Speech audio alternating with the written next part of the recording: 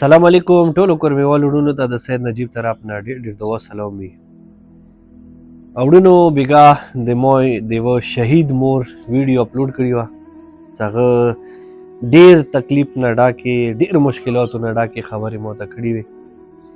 نو خدای هغه ټوله کورمیوال په خپل حفظ و امان کې لري چې هغوی وکي هغې غریبې مور هغې بېوسه مور اواز جوړ شولو و هغوی دپاره څه کوم سامان و هغوی واخیستلو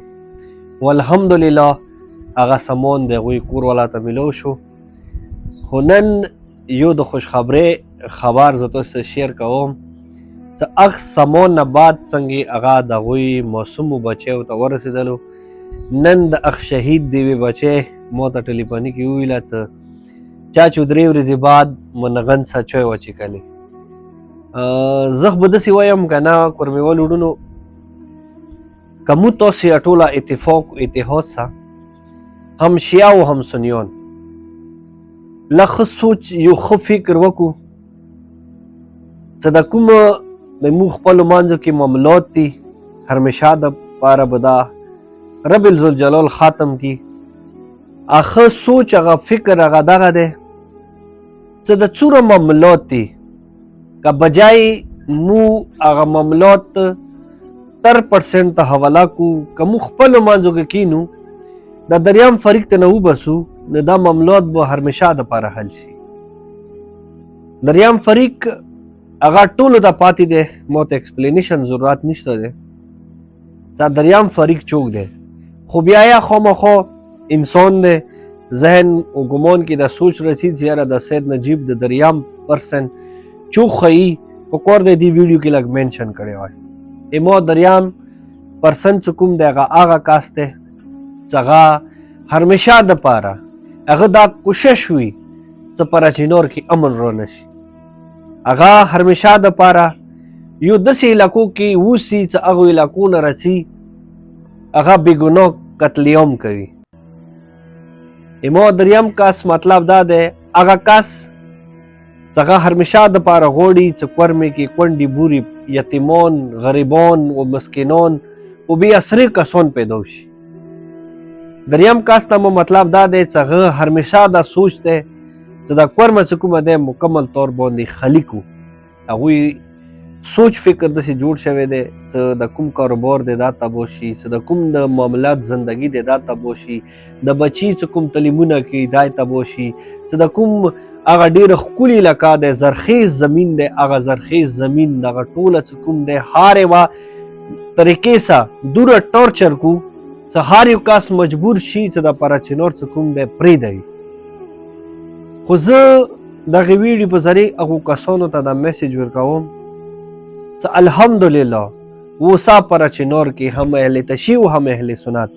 داسې ځوانان موجود دي چې هغه ښه عقل و شعور لري هغه ښه یو سوچ لري ښه فکر لري. خو که تاسې پراچینار نه هر قسم ظلم و ستم وکړلو و الحمدلله اردو کی یو فکرہ دے کہ یہ وقت بھی گزر جائے گا دا وقت به تیر شي انشاءالله خدای به زر تیر کی. په ټولو کورمیوالو ته دا سوال کوم چې خدای دپاره له ښه سوچ وکړئ ښه فکر وکړئ. ویلې چې کله نه د چېرته کنوایي څه وویله شوه موږ ته داسې اطلاع میلاو شوي دی چې یاره هغه ځای کې د وړو بیجې سوال په 11000 ملوېده اوس 18000 ته ورسېده چې کومه د غوړیو ټیم اوس هغه په 7000 یا 8000 یا 9000 ملوېدو هغه 13-14 ته ورسېدلو. نن که موږ لږ تاسې سوچ وکړو د یوې غریبې مور ته سامان ورسېدو هغوی څومره خلخواني او څومره مثال وړه بچي وو د هغوی سترګو کې د هغوی وجود کې به کومه ډول خوشحالي راغلې وي. همداسې دنیا کسان دي که موږ تاسې لږ څومره تکلیف وکړو څومره مشکلات مو برداشت کړه لکه لږ مزید تکلیف مشکلات برداشت کړو لږ یو بل سره تعاون وکړو نو خدای په مدد سره دا چوک څه ویلي نه وي دا به نیست و نبود کېږي د خدای په مدد سره. خو انشاءالله موږ تاسې اتفاق و اتحاد سره به ختم کېږي. هغوی به رسوا کېږي موږ تاسې اتفاق و اتحاد سره هغوی ته به شکست میلاویږي موږ تاسې اتفاق و اتحاد سره. که چیرې موږ تاسې اتفاق و اتحاد نه وي اوسه پورې مو د زړو کې انده نفرت وي اوسه پورې مو زړه کې دا نیولې وي چې زه شیعه یې زه به اهل سنت نه بدلا خلوم اهل سنت یې اوسه پورې د ویډیوونو کې اکثر د موږ کسو چې اوسه یې چې موږ به مخکې بیا دا بدلی خلو خدای توک چې دا بدلی پرېږدو د بدلو کې هیچا ګاټه نه دی کړې که د بدلو کې ګاټه وای که نه نه داسې به کلي نه سوله داسې به کنوایۍ نه سولې داسې به میاندې نه بورېدلې داسې به خویندې کونډې نه کېدلې داسې به مشکلات نه جوړېدل خدای هغه ټوله مرګلي خوشحال آباد لره چې څوک د کاظم چیریټي فاونډیشن کې غریبانو یتیمانو بې اسرو کسانو سره مدد کوي خو خاص کر هغه ټول اړونه خدای خوشحال آباد لره چې دغې غریبې مور دپاره پیمنټ راوستولو هغوی ته نن خوشحالي میلاو شوه هغوی ته نن رشن میلاو شو خدای د تاسې کور کې داسې خوشحالي راوله له ډېره مننه وړونو خوشحال آباد اوسئ. مو سید نجیب ته راوکړئ اجازات مهرباني. السلام علیکم ورحمت الله وبرکاته.